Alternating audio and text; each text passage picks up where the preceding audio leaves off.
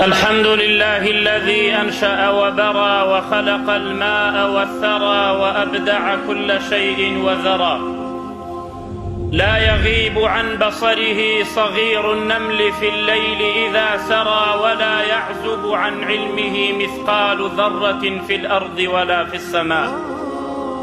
الرحمن على العرش استوى، له ما في السماوات وما في الأرض وما بينهما وما تحت الثرى. وإن تجهر بالقول فإنه يعلم السر وأخفى.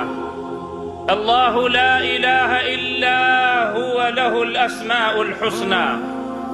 خلق آدم فابتلاه ثم اجتباه فتاب عليه وهدى، وبعث نوحا فصنع الفلك بأمر الله وجرى، ونجى الخليل من النار فصار حرها بردا وسلاما عليه، فاعتبروا بما جرى.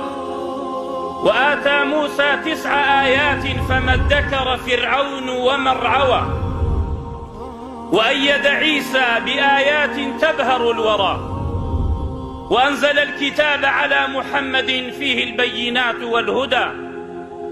أحمده على نعمه التي لا تزال تترى، وأصلي وأسلم على المبعوث في أم القرى، صلى الله عليه وعلى صاحبه أبي بكر في الغار بلا مرى، وعلى عمر الملهم برأيه فهو بنور الله يرى، وعلى عثمان زوج ابنتيه ما كان حديثا يفترى، وعلى علي ابن عمه بحر العلوم وأسد الشرى، وعلى جميع الآل والصحابة الذين انتشروا فضلهم في الورى، وسلم تسليما كثيرا.